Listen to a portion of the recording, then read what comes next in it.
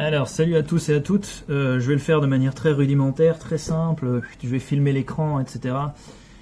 Ça fait un moment.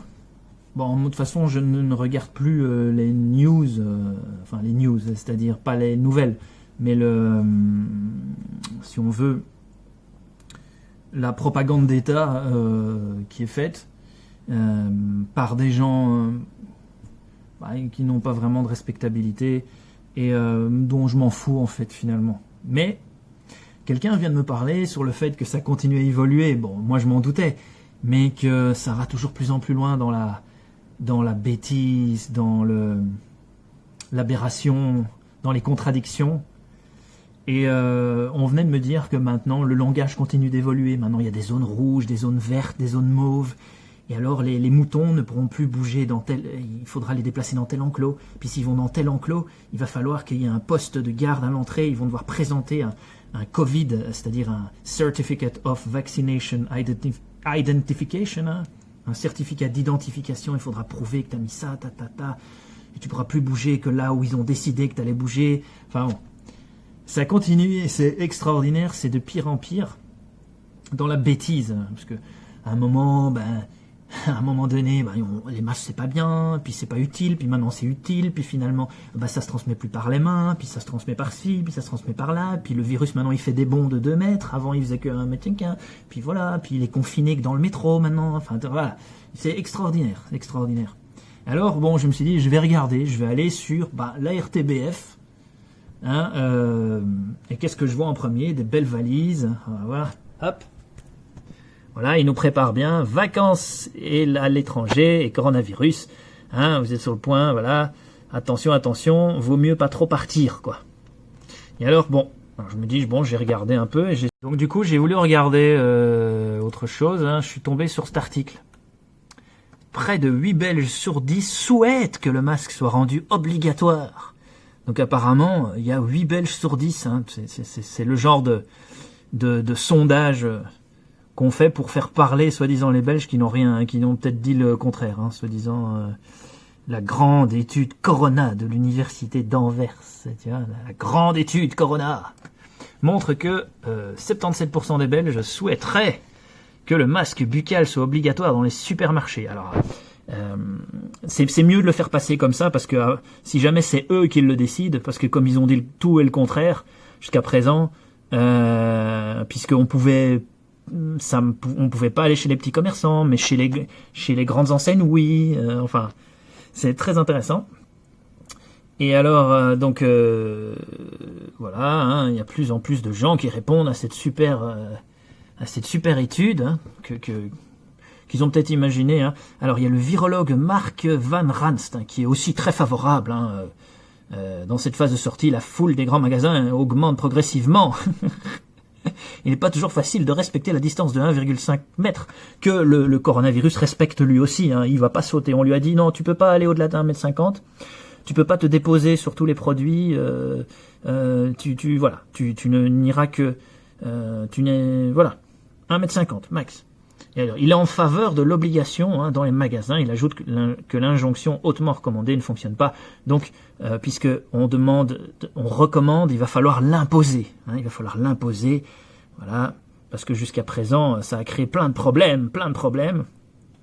Voilà. Alors, dans certaines communes, voilà, maintenant, dans certaines communes, si tu visites... il y a des maires qui ont décidé que quand tu irais dans telle commune, hein, ça commence, hein, les zones, les enclos des esclaves, un peu comme il y avait des zones dans il y a des zones rouges, des zones vertes, des zones mauves. Voilà, il faudra payer, il faudra faire un accès particulier pour pouvoir aller s'amuser. Peut-être pour aller à la plage, il va falloir payer parce que c'est dangereux pour le virus. Il va falloir prendre ton... Voilà. Alors, tu vois, les communes, en Wallonie, plusieurs communes ont rendu cette pratique obligatoire pour les marchés. Hein, donc maintenant, pour les marchés, il va falloir... Hein, tout d'un coup, voilà. Tout d'un coup, il faut faire ça. Et tu as des zones, voilà, des soumis, hein, des Saint-Jostenau, à Pépinster. Voilà, ils ont tous dit, oh maintenant, Etterbeek, super.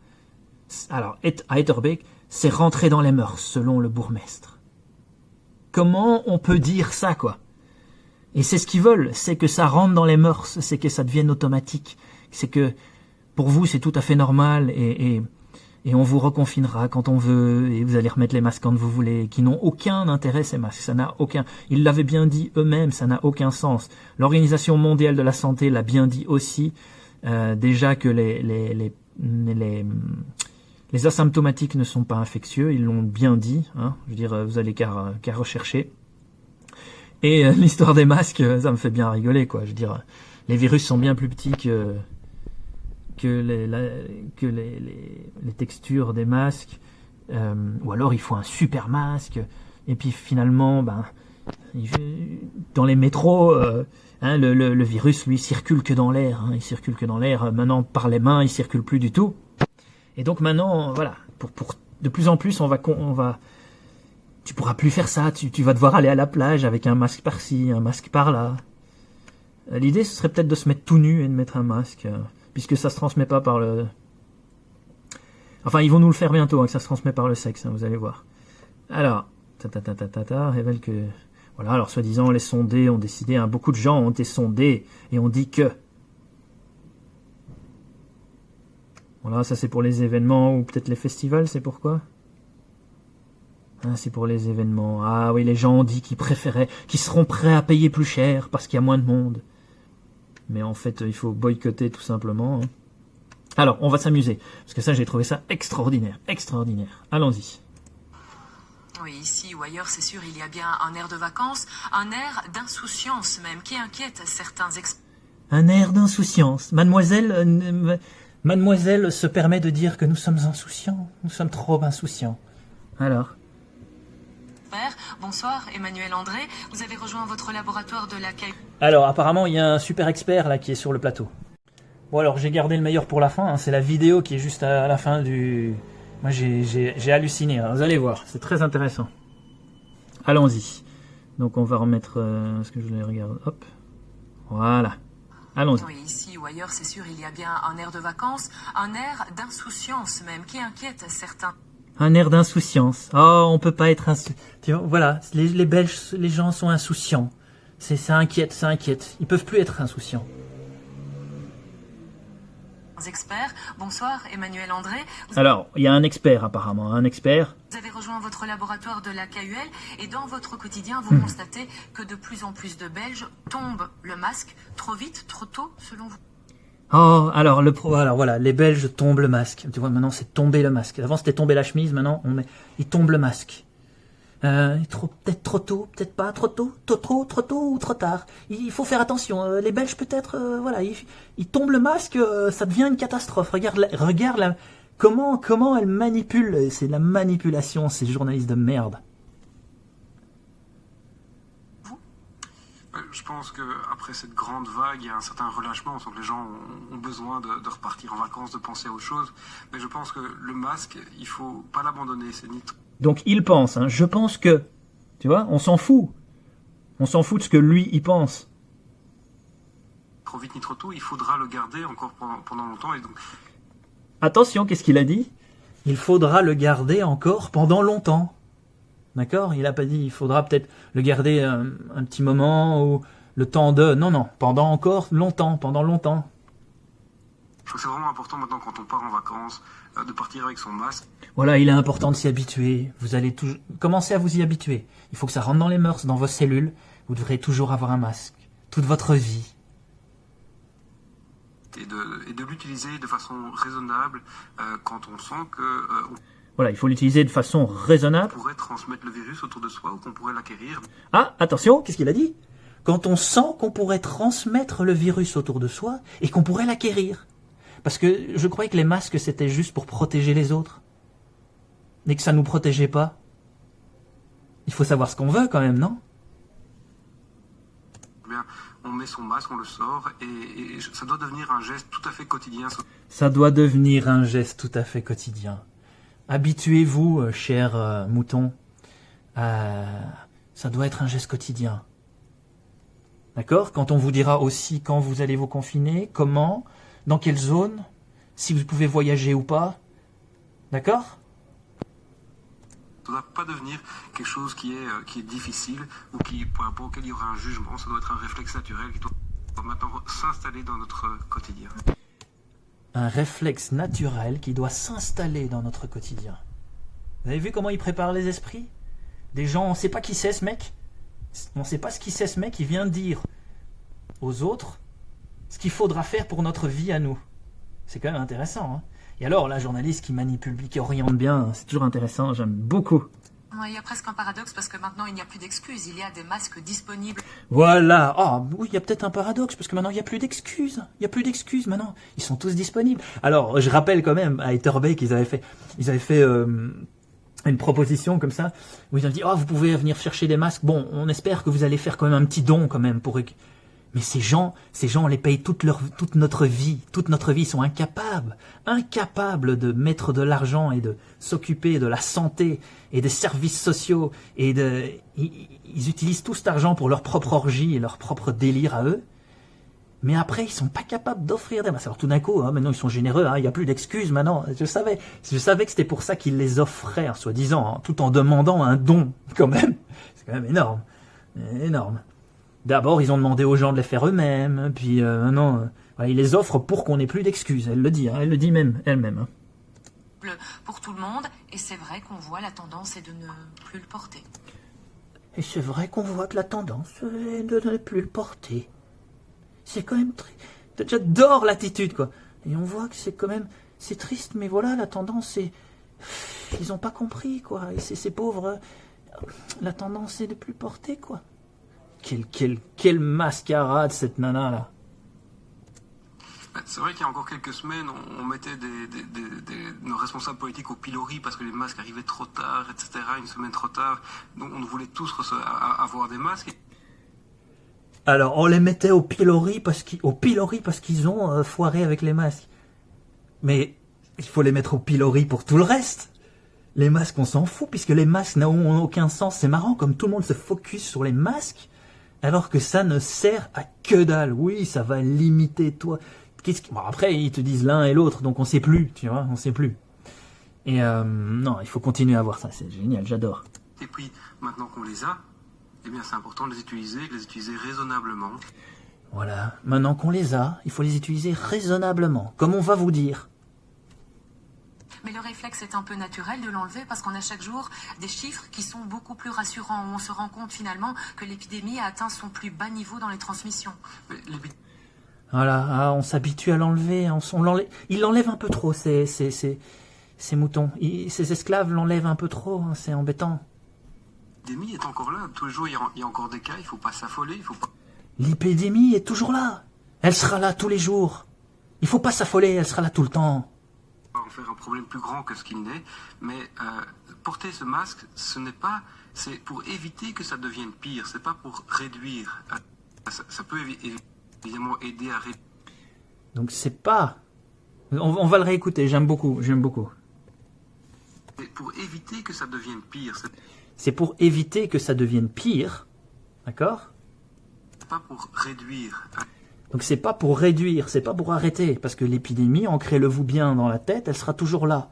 Habituez-vous, il l'a bien dit au début, habituez-vous à avoir toujours votre masque avec vous, ça doit devenir un réflexe, comme se pisser, comme vous habiller, il faudra toujours l'avoir avec vous. Voilà. Ça peut évidemment aider à réduire la transmission, mais c'est éviter que la transmission ne reprenne. Aujourd'hui, c'est éviter que la transmission ne reprenne. Les masques sont la solution idéale. Confiner les gens, c'est la solution idéale qui a détruit l'économie, c'est extraordinaire.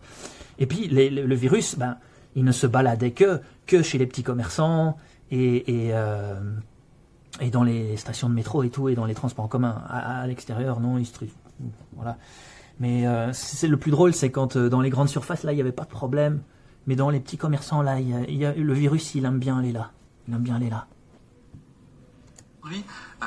Et puis les responsables politiques, regarde sur le plateau, ils n'ont pas de masque. C'est bizarre quand même. C'est étonnant.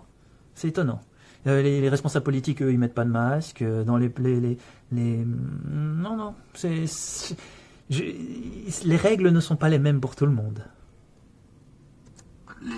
Le le secteur des soins de santé, tous les gens qui ont travaillé intensivement pendant cette première vague, mais ils sont J'aime bien comment il prend le temps de bien faire gaffe à ce qu'il dit. Hein.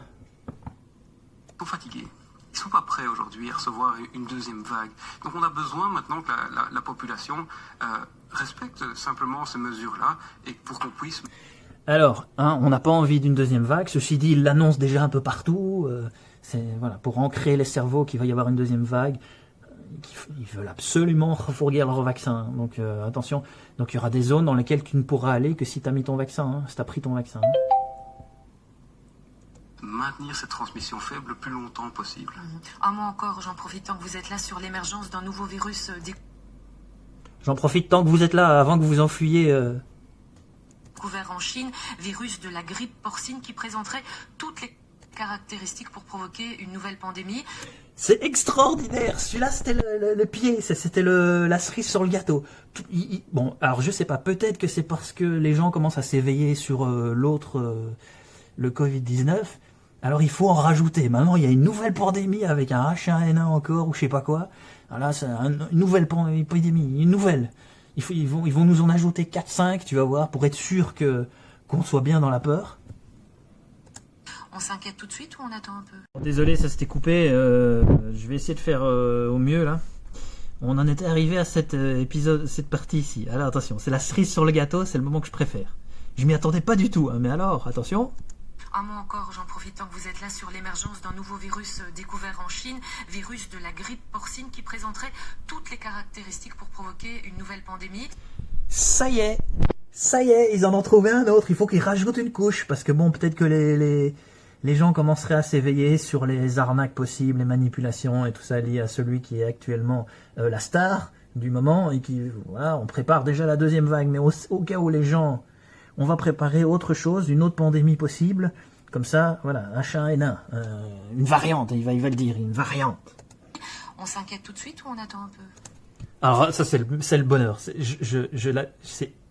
On s'inquiète tout de suite ou on attend un peu? Qu'est-ce qu'on fait? C'est quoi cette... Ouais, c'est le rôle des virologues de s'inquiéter tout de suite. Et donc c'est un virus de la grippe H1N1, c'est un nom qu'on a déjà entendu. Ah bah oui, ce nom on l'a déjà entendu pour toutes les arnaques, les millions pour les vaccins qui sont achetés, qui servaient à rien. Non, on est au courant, ouais, évidemment. Le nom, on s'en souvient. Une variante, c'est entre autres ce type une de variante virus qui a fait la fameuse grippe espagnole il y a environ 100 ans, ou encore la grippe qui était venue, qui avait émergé au Mexique. Qui a tué à l'époque, hein? Qui a tué, non. Qui a tué à l'époque? Qui a tué? Tu vois, il prépare bien. Voilà. Rappelez-vous, ce truc-là a tué. On va essayer de vous le refaire, vous le remettre à une autre sauce. C'est une variante déguisée autrement, un autre nom. Et puis, si jamais vous prenez pas celui-là, il y aura Covid-21. Voilà. On verra les stars qu'on va mettre en avant. Énormément de personnes. Le tout est que vous ayez suffisamment peur, que vous acceptiez les confinements, les lieux de vie, les obligations vaccinales, parce qu'il y a trop de thunes là derrière, il y a trop de thunes. On sait que ces virus de la grippe sont présents, sont capables de créer des pandémies. Voilà, les virus de la grippe sont capables de créer des pandémies. C'est intéressant, hein, parce qu'il y a des fois, ils sont là tous les ans, mais ils sont pas spécialement en pandémie. En 2017-2018, je pense qu'il y avait beaucoup plus de décès liés à ça, plus de cas en tout cas que maintenant. Donc maintenant, on a ajouté le cachet pandémie, comme ça on peut faire les restrictions qu'on veut et les gens l'acceptent, hein, bien volontiers. On leur dit d'applaudir à 8 heures, ils applaudissent à 8 heures. Hein. Et donc il va falloir maintenant monitorer la situation. Les informations qu'on a aujourd'hui, c'est que ce virus se transmet du cochon à l'homme et ça arrive relativement fréquemment dans cet environnement. Voilà, maintenant le cochon, il y a des éminents médecins et virologues qui ont bien dit que la maladie se transmettait pas des animaux à l'homme, mais on nous le refait, on essaie de nous refaire le coup, hein, des cochons, mais voilà, je pense, ce serait bien d'ailleurs que ça se transmette du cochon aux politiques et à tous ces gens qui nous manipulent, comme ça ils restent entre cochons. En Chine, mais on n'a pas encore la démonstration que l'homme peut transmettre à l'homme. Et ça, c'est ce deuxième stade qu'il faut maintenant absolument monitorer. Alors, il faut monitorer ce deuxième stade, parce qu'il y a deuxième vague, il y a le deuxième stade, attention, parce que ça va se transmettre de l'homme à l'homme, tu vas voir. Surveille attentivement. Et on surveille attentivement, hein, j'espère. Oh oui. Maintenant qu'on a cette information, les virus de la grippe, en règle générale, on les surveille de façon très proactive. Et celui-ci, comme d'autres, on va continuer à les monitorer. Merci à vous, Emmanuel André, pour ces informations en plateau. Merci beaucoup. Pour ces belles informations en plateau. Voilà, c'est des experts. Tous ces gens sont des experts. Ils savent mieux ce qu'il faut faire pour notre vie, pour nous. Et c'est extraordinaire de manipulation de langage. J'ai pas tout regardé parce que ces gens m'insupportent profondément, mais ils ont commencé là avec les zones oranges, comme on m'a dit, zone rouge, zone orange.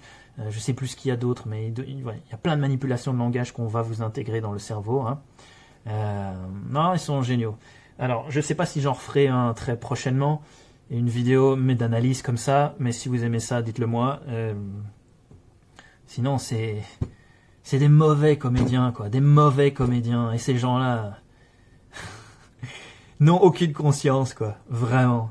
Et tout d'un coup, il y a des gens qui apparaissent sur des plateaux, ce sont des experts. Des experts. T'as des gens sur le terrain comme Raoul, des éminents médecins en Californie, etc., des gens géniaux qui sont sur le terrain, et puis t'as des gens qui passent à la télé, qui savent mieux que tout le monde. Et donc c'était quoi dans l'article, ce que je préférais, c'était cette partie-là. Attends, c'était ah oui, le Ranst là. Le Ranst, qu'est-ce qu'il dit? Attends, non, c'est pas celui-là. Si, c'est celui-là.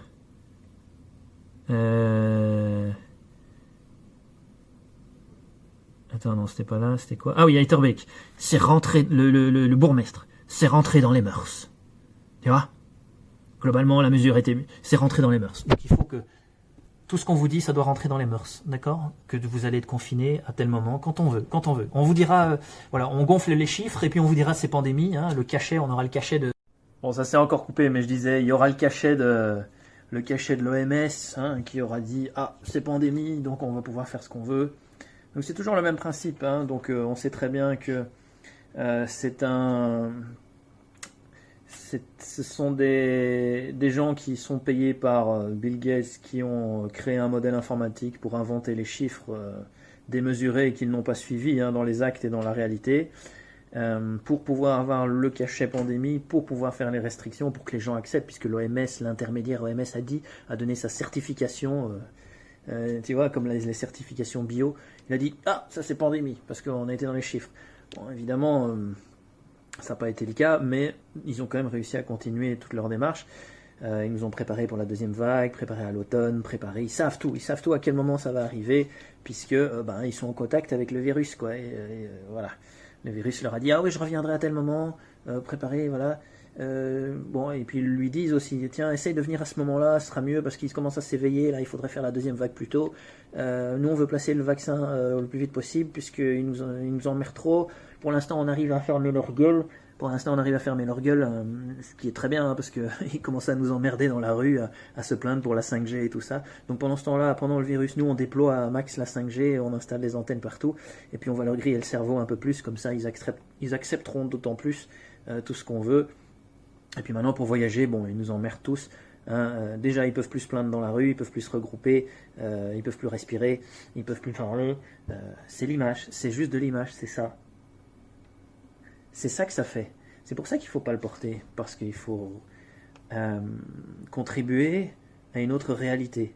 Il y en a une qui est une égrégore qui essaye d'aspirer dans sa réalité de merde. Et c'est à toi de choisir en fait dans quelle réalité tu veux être et celle que tu veux créer. Voilà. Ciao!